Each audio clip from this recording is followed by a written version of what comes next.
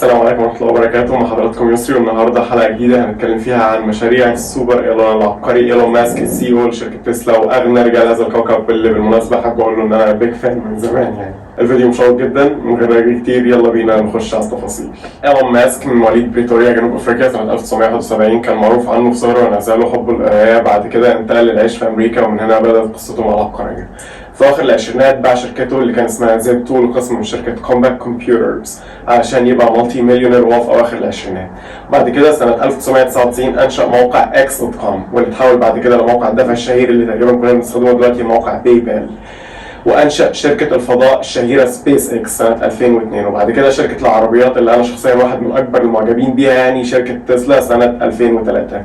دي كانت نبذه مختصره من السيره الذاتيه لعم ايلون ماسك. ناس كتير تعرف ان ايلون ماسك هو مالك السيارات الكهربائيه الشهيره تسلا، ان هو الملياردير اللي عنده حلم اطلاق مستعمره للمريخ، واللي خايف ان الذكاء الاصطناعي او الارتفيشال انتليجنس هيحولنا لحيواناتنا الاليفه. بس اللي الناس ما تعرفوش ان ده نقطه في بحر مشاريع كتير بيحاول تنفيذها هذا الماسك العظيم. في الواقع ان الشركات اللي بيساهم فيها ايلون ماسك بتغطي تقريبا كل الصناعات والمشاكل اللي بتهدد البشريه. يلا بينا ناخد نظره عن 8 من مشاريع ايلون ماسك المصممه لتغيير حياه البشر حول العالم. اولا الطاقه الشمسيه، واللي اهتم بيها ايلون ماسك علشان يخلي مستخدمي تسلا يقدروا يشحنوا عربياتهم عن طريق حاجه اسمها باور وول باتري، وهي زي جهاز كده بيتعلق في اي بيت، وبمكانك من شحن سيارتك التسلا بتاعتك، واللي بتخزن الطاقه الشمسيه عن طريق حاجه اسمها اسطح طاقه شمسيه خاصه بشركه تسلا. بالاضافه انهم هيطلقوا الواح شمسيه لملاك سيارات تسلا، بس لحد دلوقتي الموضوع ده ماشي ببطء مش بسرعه المطلوبه.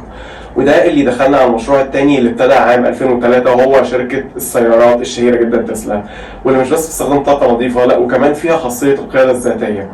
اول سياره من تسلا كانت تسلا رود ستير، السياره المفتوحه واللي تم انتاجها من فلوس بيع باي بال. وبعد كده ظهرت تسلا موديل اكس، ونالت سيارة العام في عام 2014، وسيارة القرن في العام اللي بعده على طول عام 2015، بالإضافة لكونها أكثر سيارة كهربائية مبيعا لعام 2015 و2016. وبعد موديل إكس نزل موديل بري، ثم تسلا إلكتريك سماي، واللي هو جرار كبير بموتور كهربائي. وبعد كده جاءت تسلا موديل واي، واللي هي أجمل سيارة من تسلا في نظر ناس كتير.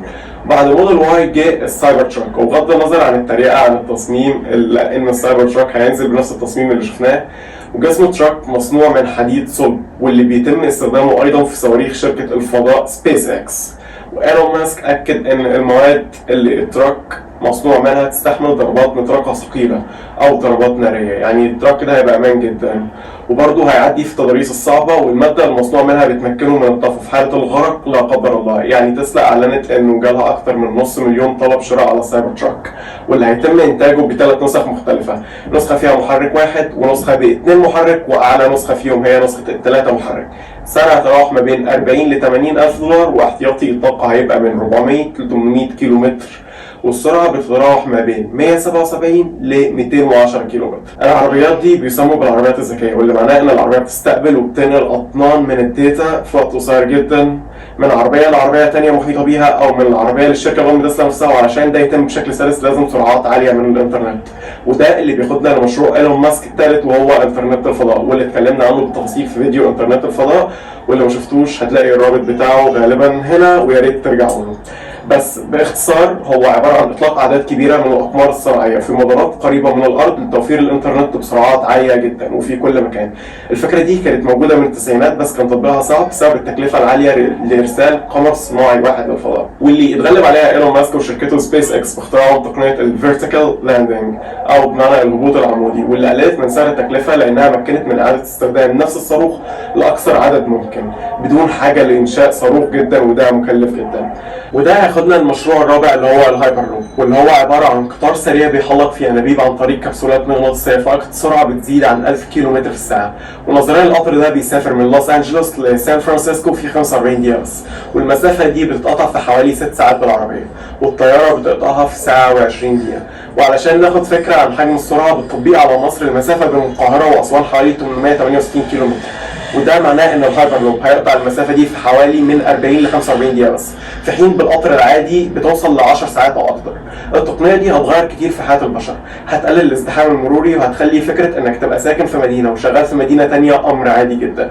الخبر الكويس ان في تجربه ناجحه حصلت سنه 2020 ومتوقع ان في خلال 10 سنين الجايين القطر ده هيبقى في كل مكان وهيبقى وسيله المواصلات الاولى. المشروع ده مش بس محتاج قطارات سريعه، لا كمان محتاج انفاق تحت الارض واللي هتستخدم لقطار الهايبرلوب، وانفاق اخرى هتستخدم للعربيات. واللي عشان يتبنوا ايلون ماسك انشا شركه الحفر ذا بورن كومباني. الشركه دي المفروض هتضرب عصفورين بحجر واحد، وهم السرعه وتكلفه انشاء الانفاق.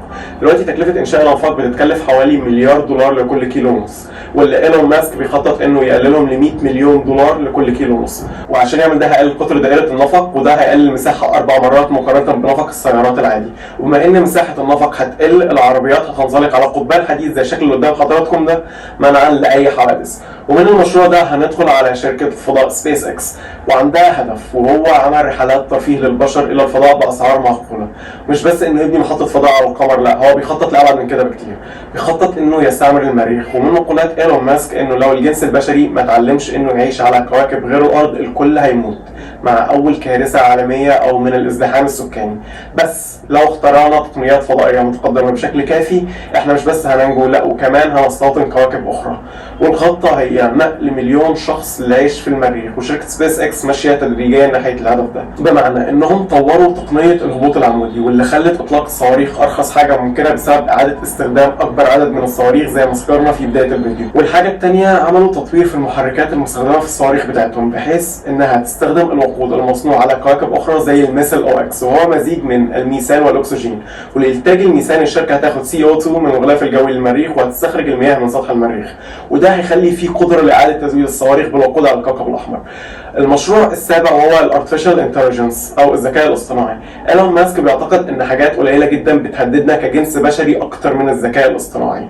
الهدف من المشروع بتاعه هو دراسه كثيفه ومركزه على الذكاء الاصطناعي، وعلشان يعملوا كده الشركه بتجذب افضل المطورين في المجال ده، والشركه بتمهد ارضيات عمل جماعي لمساعده باحثين الذكاء الاصطناعي الاخرين علشان يفهموا بشكل اكبر الالات اللي انشأوها. ولزياده فرص البشر للمنافسه مع الذكاء الاصطناعي، ايلون ماسك انشأ المشروع الثامن والاخير وهو شركه نيورالينك، الشركه اللي بتعمل شرائح اعصاب صغيره بغرض زرعها في الدماغ لتمكين الانسان من التحكم في كل الاجهزه والالات المحيطه بيه عن طريق الشريحه دي.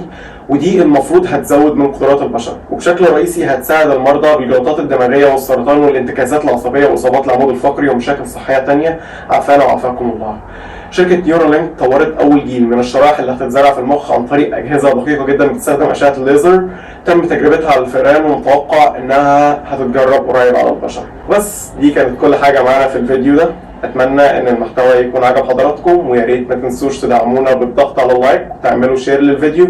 ولو عندك اي كومنت يا ريت تسيبه في الكومنتس تحت. اشوفكم في فيديو جديد. اديوس.